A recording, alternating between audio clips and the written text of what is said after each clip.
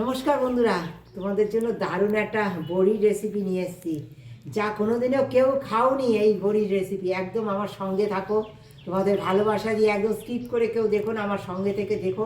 দেখো এই যে বিউলির ডাল 1 কিলো ভিজিয়ে নিয়েছি, কত সুন্দর ভিজে গেছে, মোটা মোটা হয়ে গেছে। আর দেখো জলটা আমি প্রায় 7-8 বার জল ধুয়ে ফেলেছি, তারপরে ভেজাবার পরেও দেখো এখনও আবার সাদা হয়ে গেছে। এখন এই জলটা আবার ফেলে দেবো, তোমাদের দেখাবো কাচের মতো কিভাবে জলটা নিতে হয়।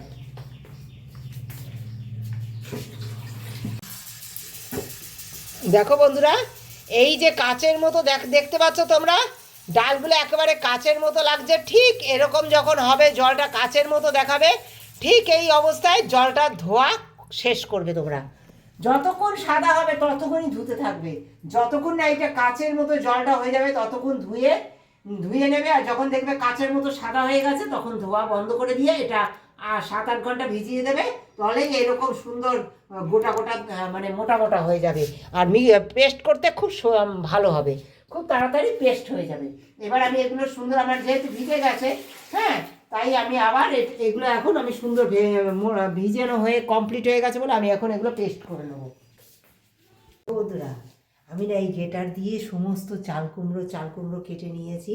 আর চাল কুমড়োটা কেটে দেখো এরকমভাবে গ্রেট করে নিয়েছি। এই যে গ্রেটার, এই গ্রেটারের যে বড় দিকটা দেখো বন্ধুরা, এই যে বড় দিকটা, এই ছোট দিকটায় না, এই যে বড় দিকটা, এই বড় দিকটা সুন্দর ঘষে ঘষে এই যে দেখো কত সুন্দর বের করে নিয়েছি, তোমরা দেখতে পাচ্ছ।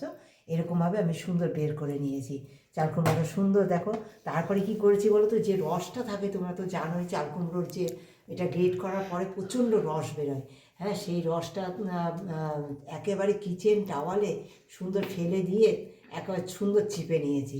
তাতে আমার এই দেখো কত সুন্দর শুকনো শুকনো হয়ে গেছে।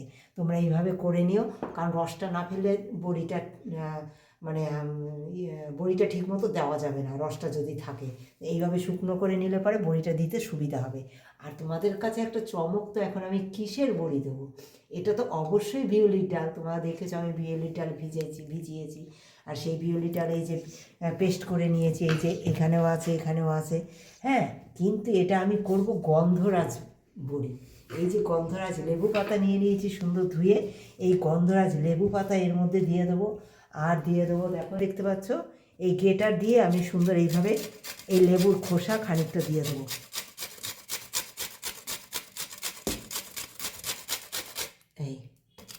এইভাবে খানিকটা আমি এই খোসা দিয়ে দেবো। আর এটা দারুণ স্বাদের হবে। তোমরা যখনই কোনো ঝোলের তরকারিতে, যে কোনো ঝোলের তরকারিতে যদি এই গন্ধরাজ লেবুর বড়ি দিয়ে থাকো না, করে দিয়ে থাকো, তোমাদের দারুণ স্বাদের হবে এই বড়ি। তোমাদের কেমন লাগছে আমার এই বড়ির রেসিপি অবশ্যই তোমরা কমেন্টে জানিও, একটা লাইক দিও অবশ্যই। তোমরা দেখো এইভাবে দেবো, দেখতে পাচ্ছ, এই যে দেখো খুব বেশি দেবো না, আমি খানিকটা দেবো। আর এই যে লেবু পাতাগুলো, এইগুলো আমি চটকে নেবো, এর মধ্যে চটকে নেবো, হ্যাঁ। তাতে কি হবে, লেবু পাতাটা কিন্তু আমি বড়ি দেওয়ার সময় লেবু পাতাগুলো ফেলে দেবো, হ্যাঁ। বড়ি যখন দেবো তখন আমি লেবু পাতাগুলো ফেলে দেবো। এখন খালি ডালটার মধ্যে গন্ধ হওয়ার জন্য আমি এই বড়ি করব। তোমরা তো দেখেছো আমি ধনে পাতার বড়ি দিয়েছি, তোমরা আমার চ্যানেলে দেখতে পাবে আমি ধনে পাতার বড়ি কীভাবে দিয়েছি। আমার চ্যানেলে যদি যাও অবশ্যই তোমরা দেখতে পাবে। মাম্পি কিচেনেও দেখিয়েছি, আর আমার জোয়া কিচেনেও আমি দেখিয়েছি ধনে পাতার বড়ি কী করে দিতে হয়। দারুণ স্বাদের হয় ধনে পাতার বড়িও। আর দেখো এইটা এইভাবে আমি সুন্দর চটকে নেব। আর ওইটাও আমি গ্রেট করে নেব, সুন্দর করে গ্রেট করে নিয়ে এইভাবে মাখিয়ে রেখে দেবো আমি, হ্যাঁ, ওভারনাইট রেখে দেবো। এইভাবে লেবু পাতা মাখিয়ে আমি রেখে দেবো, তোমরা দেখো। আর এতে কি কি দেবো তোমরা আমার সঙ্গে থাকো, আশা করি ভালো লাগবে তোমাদের। দেখো এই যে সামান্য চাল কুমড়ো, আমি এই এতটা ডালে 1 মুঠ মতো, এই যে 1 মুঠ মতো চাল কুমড়ো দিচ্ছি। এই যে চাল কুমড়ো, এই গ্রেট করা চাল কুমড়ো দিয়ে দেবো কালো জিরে। এই যে কালো জিরে নিয়েছি, কালো জিরে দিয়ে দিচ্ছি অল্প করে, যাতে পোকা না লাগে। তোমাদের ডালে যদি বড়িতে মনে করো পোকা লেগে যাবে, ভয় থাকে, তাহলে তোমরা এই একটু কালো জিরে দিয়ে দেবে, একটু হলুদ দিয়ে দেবে, একদম পোকা লাগবে না, নষ্ট হবে না, ভগন্ধ পড়বে না বড়িতে। আর দিয়ে দেবো একটু সুন্দর স্বাদ হওয়ার জন্য জিরের গুঁড়ো, হ্যাঁ। এই জিরের গুঁড়ো দিয়ে সুন্দর করব আমি, সমস্ত কিছু মিশিয়ে নেব। এই ডাল দিয়ে চাল কুমড়ো দিয়ে ধনে পাতা, এই লেবু পাতা দিয়ে লেবুর ওই খোসা দিয়ে সুন্দর করে আমি এইভাবে মাখিয়ে নিয়ে আমি রেখে দেবো, ওভারনাইট রেখে দেবো। বন্ধুরা এই তো ডালটা তোমরা দেখেছো আমি বেটে নিয়েছি, কিন্তু এই ডালটা ফাটতে হবে কিভাবে জানো? ঠিক এইভাবে, এই এই এই একেবারে যত হালকা হবে তত তোমার বড়ি সুন্দর হবে।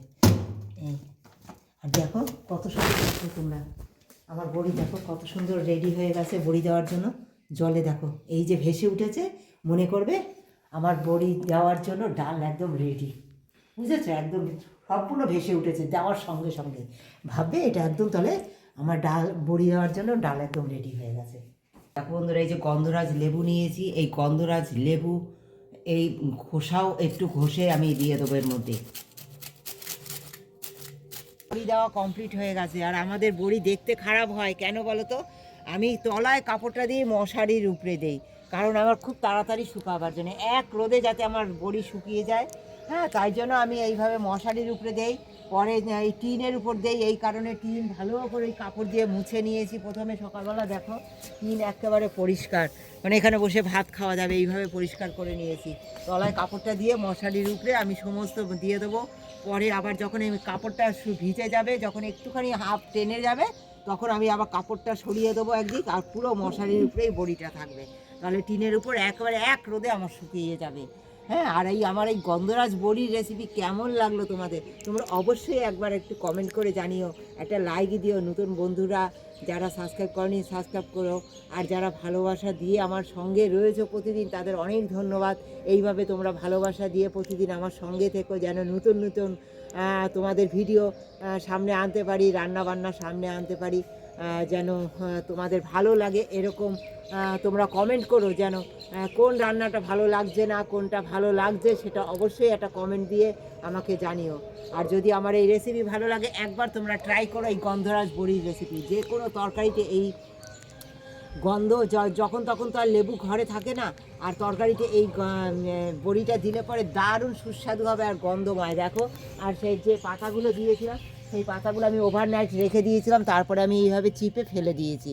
হ্যাঁ, আর যে ছিলকাটা লেবুর ছিলকাটা ওইটা আমি দিয়ে দিয়েছি, আর ওগুলো মুখে বাঁধবে আর গন্ধরাজের লেবুর গন্ধটা পাবে, দারুণ স্বাদ লাগবে।